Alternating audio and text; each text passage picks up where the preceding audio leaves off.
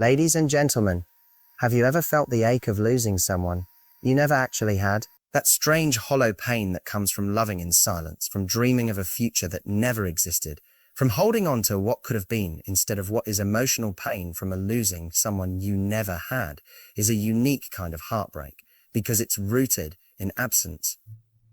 Not in the ending of something tangible. The connection you feel isn't necessarily to the actual person, but to the image of them you've built in your mind. This imagined relationship is made of moments, gestures, and words that may have felt significant, combined with your own hopes and projections. When it disappears, or never materializes into something real, it leaves an emptiness that feels just as heavy as the loss of an actual relationship. The reason this hurts so much is because your heart doesn't differentiate between a dream and a memory. Your mind holds on to the emotional weight of what you thought it could be, and when it's gone, the pain is genuine. When you never truly had someone, there's no shared history to replay in a grounded way, but your brain clings to the what-if scenarios. You might think about how they looked at you, the times they laughed at your jokes, or the deep conversations you shared. These fragments become the foundation for a whole story you tell yourself, a story that feels real enough to mourn when it ends. The disappointment is amplified by the fact that you never got to see if the fantasy could live up to reality. This creates an unfinished loop in your mind where you're stuck between longing and regret. Choosing yourself in this situation means breaking that loop. It means recognizing that while your feelings are valid, the attachment is to a possibility, not a promise. When you choose yourself, you stop measuring your worth based on whether this person reciprocated or pursued you. You start to acknowledge that the qualities you admired in them may reflect values or desires within you, which means you have the ability to find those qualities elsewhere in a healthier, mutual connection. The pain of losing someone you never had is often tied to an underlying belief that if they had just seen your value, things would have been different. This belief can erode your self-esteem, making you feel like you are not enough. Choosing yourself interrupts this narrative by reframing the loss. It wasn't a rejection of you as a person, but simply a mismatch in timing, intentions, or compatibility. You stop seeking closure from them because you realize the closure comes from within, from accepting that what existed in your mind was not the same as what existed in reality. There's also a layer of grief for the future you imagined. You may have mentally planned experiences together, envisioned milestones, or felt the comfort of having them in your life. Letting go of someone you never had requires mourning that future as if it were real. Choosing yourself means giving yourself permission to feel that grief without judgment, and then gently redirecting your energy toward building a future that doesn't depend on any one person's presence. It's about replacing the imagined scenarios with tangible actions that enrich your life now. When you hold on to the fantasy of someone, you often put them on a pedestal. You highlight their best qualities while overlooking their flaws or the reasons a relationship might not have worked. This selective focus makes the loss feel sharper because you're grieving an ideal, not a human being. Choosing yourself dismantles that pedestal. It allows you to see them as they truly are, not as a symbol of validation or fulfillment, but as another person with their own limitations. Once you see them clearly, the intensity of the attachment begins to fade, and the space they occupied in your mind becomes available for something new. This process of choosing yourself is not about pretending the feelings weren't real or trying to rush past the hurt. It's about honoring the fact that you are deserving of a relationship that exists in both your heart and your reality.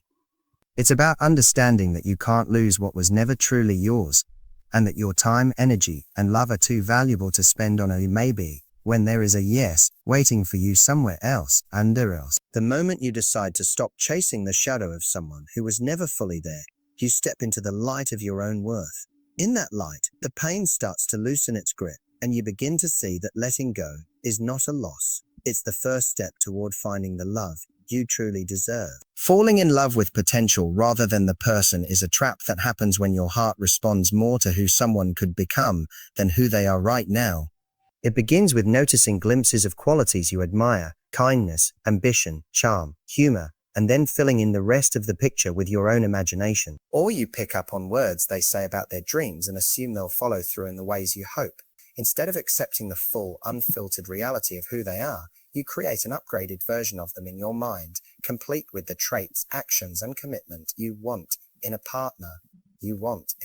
This imagined version feels irresistible because it's built exactly to fit your desires, but it doesn't always match the truth. When you fall in love with potential, you're not loving the person as they are today.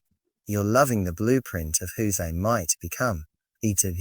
This creates a dangerous imbalance because your investment is based on expectation rather than reality. You start making emotional decisions for a relationship that doesn't exist yet. You excuse red flags, inconsistencies, or emotional unavailability because you believe in what's coming. You stay when you should walk away because you're waiting for the day they transform into the person you've pictured. This can keep you trapped in a cycle of hope and disappointment, holding on to a version of them that may never appear. Choosing yourself in this context means shifting from attachment to possibility toward acceptance of reality. That means looking at their actions instead of just their words, and noting if their behavior consistently aligns with your needs and values. When you choose yourself, you stop editing out the parts of them that don't fit the fantasy. You see the whole picture, the admirable qualities and the shortcomings, and you make your decision based on who they are today, not on your belief in who they could be if they tried harder, healed more, or changed in some way. One of the biggest dangers of falling for potential is that it can lead you to overcompensate. You might think if you love them enough, support them enough, or stay long enough, you can help them grow into the person you believe they're meant to be. This puts you in a role of fixer, nurturer, or rescuer rather than equal partner, and it can drain you emotionally. Choosing yourself interrupts this cycle. It reminds you that it's not your responsibility to manage someone's growth. People grow when they want to, not when you decide it's time. Your role is not to sculpt them into the partner you want. It's to choose a partner who already shows up as someone compatible with you. Falling in love with potential also means you're emotionally tied to the future rather than grounded in the present. You might find yourself daydreaming about what life will be like when they finally commit or when they get over their fears, instead of asking, do I feel fulfilled and respected right now? Choosing yourself shifts that focus back to the present moment. It asks you to measure the relationship by what it's giving you today, not by what it might give you someday. That shift can be uncomfortable because it forces you to confront the gap between your fantasy and reality, but it's also freeing. It releases you from waiting for change that may never come. There's also a subtle self-worth element tied to loving potential. Sometimes the belief that someone will eventually meet your needs can mask a deeper fear, that you won't find someone who meets them now. You affirm that you'd rather be alone than in a relationship with someone who only partially shows up. You choose to believe that someone who is ready now does exist and that you deserve that readiness without having to wait or fight for it. When you let go of potential, you also let go of the illusions that keep you stuck. You stop imagining what it would be like if they changed, and you start evaluating how the relationship feels without those imagined changes. This honesty might hurt at first because it strips away the comforting vision you've been holding on to, but it replaces that illusion with clarity. And clarity is what allows you to see whether this person truly belongs in your life, or whether they were just a chapter meant to teach you what you want and need. Choosing yourself in this moment means valuing your time, energy, and emotional health enough to only invest them in relationships that are real, mutual, and present. Holding on to someone who is never yours creates an invisible blockade between you and the love that could be truly yours. This attachment might exist entirely in your mind, sustained by memories, hopes, and what-if scenarios, but it still occupies the emotional space that a real mutual relationship would need to grow. Even if this person was never committed to you, never made promises, and never showed up fully, your heart might still cling to the possibility of them. That emotional energy, whether you realize it or not, has weight. It lingers, keeping you tied to something that doesn't serve you, and as long as you're holding it, you can't fully open your hands to receive something genuine. The difficulty lies in the fact that the human mind doesn't differentiate much between reality and imagination when it comes to emotional bonding. If you've built a strong emotional connection in your head, thinking about them daily, picturing a shared future, idealizing their qualities, your heart treats that connection as something to protect. Letting go feels like a loss, even if you never had a real relationship. This is why it's easy to convince yourself that holding on is harmless, that it's just a feeling in the background. But in truth, it quietly shapes your choices, your availability, and your ability to notice someone new who could actually meet your needs. 4. When you choose yourself in this situation, you're essentially choosing to reclaim your emotional real estate. You recognize that your energy, your love, and your time are precious resources, and keeping them invested in someone who's not present for you is like pouring water into a cup with no bottom. Choosing yourself is the conscious decision to stop waiting for a person who has already shown you, through their actions or lack thereof, that they are not ready or willing to give you the relationship you deserve. Holding on to someone who is never yours often comes with an illusion of safety. They exist in a space where you can admire them from afar or interact with them occasionally without risking the messiness of a real relationship. But that safety is an illusion, because deep down, the longing hurts. It keeps you tethered to something that will never fulfill you. Choosing yourself means confronting that discomfort head-on and deciding that your emotional peace matters more than the comfort of familiarity. The truth is, as long as you're emotionally occupied with someone who doesn't truly belong in your life, you are not fully available to the people who could. You might dismiss someone kind, attentive, and ready for commitment simply because they don't give you the same thrill of longing. You might fail to see the value in someone who is actually showing up because you're too focused on someone who's absent. This is the hidden cost of holding on. You're not just holding them, you're holding yourself back. Choosing yourself in this moment means recognizing the scarcity it creates when you cling to the unattainable.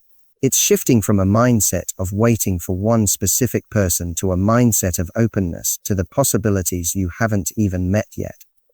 It's understanding that love is not a rare miracle that only one person can give you, but a connection that can exist with someone who meets you where you are, without conditions or delays. Letting go is not about erasing your feelings, it's about redirecting them.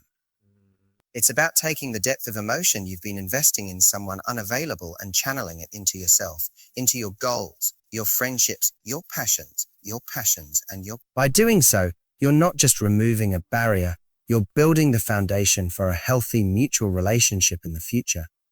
The act of letting go becomes an act of trust. Trust in yourself to know your worth, and trust that something real will come when you stop gripping what isn't.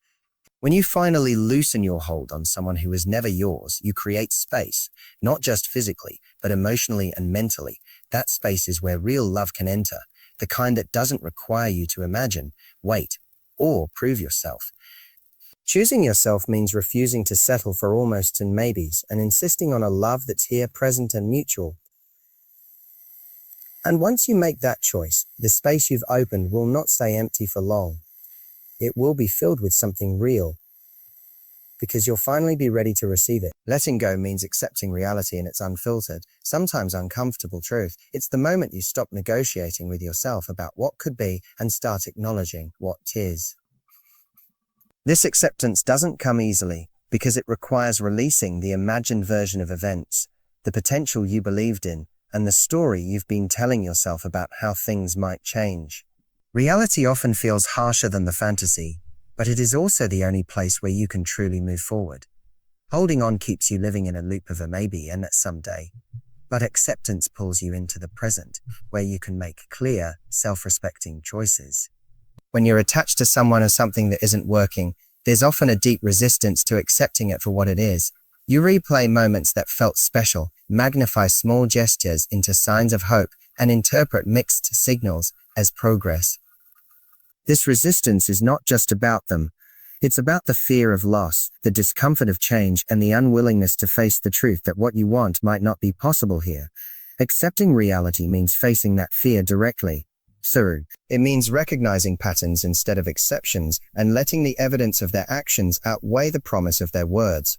When you choose yourself, you're no longer willing to water down the truth to make it easier to digest. You see that the version of this person or situation you've been holding on to may exist only in your mind, and you decide that your peace and well-being matter more than maintaining an illusion. Fawa. This clarity might sting, but it's also liberating because it allows you to stop waiting for something that isn't coming and start creating the life you actually want. The challenge with acceptance is that it forces you to mourn, not just the person, but the potential future you imagined with them. You may have built plans in your head, envisioned milestones, or attached meaning to small interactions. Letting go is an act of grief, because you're losing both the reality of what you had and the fantasy of what you hoped for. Choosing yourself means allowing yourself to feel that grief without turning it into a reason to stay. You can honor what you felt while still releasing it, understanding that the pain of letting go is temporary, but the cost of holding on indefinitely is much greater. Accepting reality doesn't mean you stop caring. It means you stop chasing. It doesn't mean the memories disappear or the feelings instantly vanish. It means you no longer let them dictate your present. It's the difference between keeping a window open for someone who isn't coming back and closing it so you can protect yourself from the cold. Choosing yourself in this process is like locking that window, drawing the curtains, and deciding to focus on the warmth inside your own life. A big part of acceptance is understanding that love is not proven by endurance. Staying in a situation that doesn't meet your needs, hoping it will one day transform, is not loyalty, it's self-neglect. When you choose yourself, you redefine loyalty to mean staying true to your own boundaries, values, and self-respect. You accept that it's not your job to convince anyone of your worth, and that love, at its healthiest, is mutual and present, not delayed or conditional. When you embrace reality, you also free yourself from the constant anxiety of a what if. You no longer have to read between the lines, decipher signals, or overanalyze interactions. You take people as they are showing themselves to be right now, and that truth becomes the foundation for your decisions. And choosing yourself here means you prioritize relationships that already align with your needs, rather than trying to reshape the ones that don't. Letting go through acceptance is ultimately a declaration of trust in yourself, in your ability to create a fulfilling life without clinging to uncertainty, and in the possibility that something better awaits you. It's not about denying that the connection mattered. It's about recognizing that it's not the right fit for where you're going. By accepting reality, you give yourself the greatest gift you can, the freedom to move forward unburdened, ready to welcome something real. Your worth is not defined by whether someone chooses you, because your value exists independently of anyone else's perception, decision, or recognition. When someone doesn't choose you, whether through rejection, lack of interest, or inability to commit, it's easy to internalize that as a verdict on your desirability, character, or lovability. But their choice, or lack of it, reflects their preferences, readiness, and priorities, not the sum of your worth. Human connections are complex, and compatibility is about alignment, not proof of value. You can be everything someone says they want on paper and still not be their choice because timing, emotional capacity, or mutual chemistry isn't there. When you allow someone's decision to define your value, you give them power over your self-esteem. You start evaluating yourself through their eyes, analyzing what you could have done differently, and trying to mold yourself into someone they might prefer. This creates a cycle of self-negotiation where your confidence becomes dependent on external validation. Choosing yourself breaks that cycle. It's the conscious commitment to anchor your sense of worth in who you are, not in who affirms you. You stop chasing approval and start recognizing that your identity remains whole and intact regardless of anyone's recognition. The truth is, no single person can accurately measure your value because they're only seeing you through the lens of their own experiences, needs, and biases. If someone doesn't choose you, it could be because they're emotionally unavailable, they're looking for different qualities, or they're simply not in the place to connect deeply. None of these factors diminish your worth, they just reveal a lack of fit.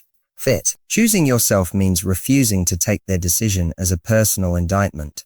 It means holding on to the knowledge that you are worthy of love, respect, and care simply because you exist, not because someone else confirms it. Defining your value through another person's choice is like letting one review determine the quality of an entire book. Just because one reader didn't resonate with the story doesn't mean the book has no worth.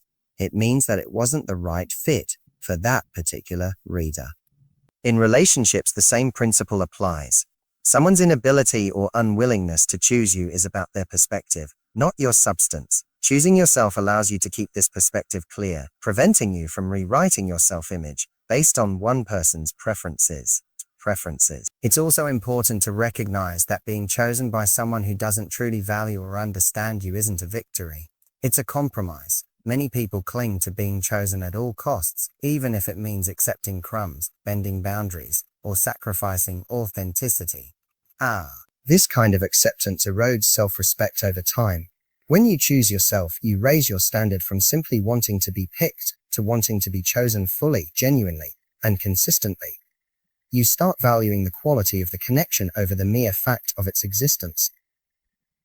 Your worth is an internal truth, not an external prize to be won. This means it remains steady whether someone stays, leaves, admires you, or overlooks you. When you choose yourself, you begin to live from that steady place.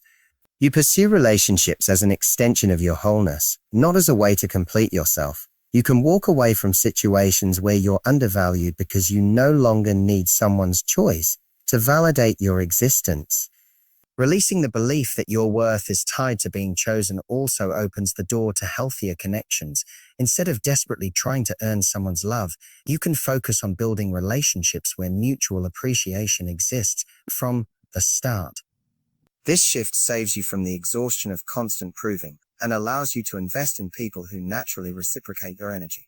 Choosing yourself here isn't just an act of self-no, it's an act of... When you stand in the truth of your own worth, you stop interpreting rejection as evidence of inadequacy. Instead, you see it as redirection towards something that fits you better.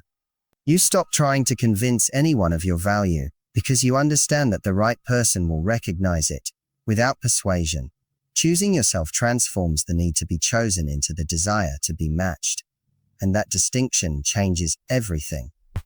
It gives you the confidence to walk away from almost love and to wait for the connection that affirms what you already know, that your worth is and always has been non-negotiable.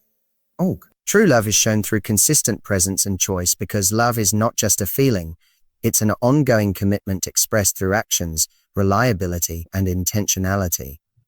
A single grand gesture, a fleeting moment of passion, or an occasional display of affection may spark excitement, but they do not define the foundation of a lasting relationship. True love is proven over time by showing up, not only when it's convenient or when emotions run high, but also during ordinary days, difficult seasons, and moments of conflict. It's about choosing each other repeatedly, not just in the beginning when everything feels new, but throughout the relationship as life unfolds. Consistency reveals sincerity. Anyone can say the right words or act lovingly for a short period, but consistency demonstrates that those words and actions are rooted in genuine care, not temporary infatuation. When someone shows up for you regularly, through communication, emotional support, and physical presence, they're telling you, without needing to say it, that you matter and that they value the connection. This kind of love requires intentional effort. It doesn't rely solely on emotions, which can fluctuate, but on the decision to honor and prioritize the relationship. Choosing yourself means recognizing that this kind of steady, reliable love is not only valuable but essential. When you choose yourself, you stop accepting inconsistency as enough. You stop making excuses for someone who shows up only when they want something or when it benefits them. You recognize that love without consistent action leaves you in a state of uncertainty, constantly questioning where you stand. Choosing yourself means you refuse to live in that ambiguity.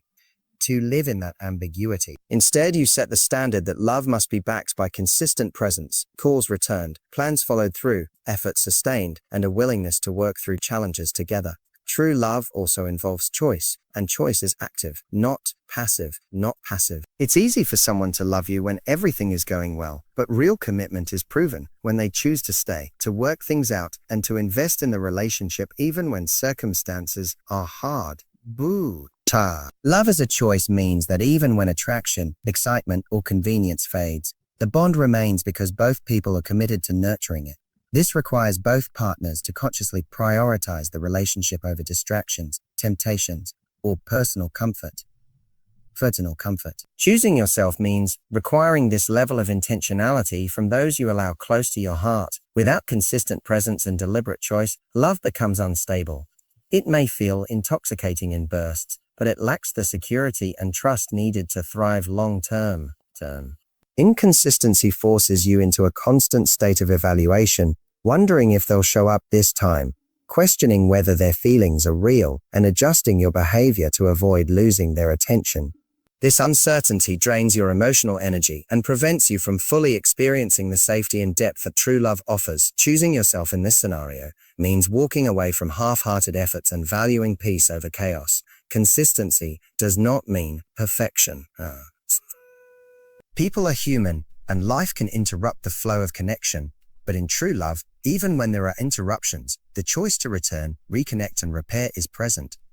The difference between someone who loves you and someone who only enjoys you is in the follow-through. The former will make the effort to maintain the relationship because it matters to them. The latter will let distance grow without taking responsibility. Choosing yourself means identifying this difference early and aligning yourself with the kind of love that prioritizes reconnection. When you internalize the truth that love is proven through consistent presence and choice, you stop being swayed by empty promises or momentary highs. You begin to measure love not by how much someone says they care, but by how often they demonstrate it through their actions. You see the value in steady love, the kind that holds your hand in both sunshine and storms, the kind that calls when they say they will, the kind that stands beside you when life gets messy, Choosing yourself means refusing to settle for anything less than that steadiness, because you know that love without consistency is not truly love at all.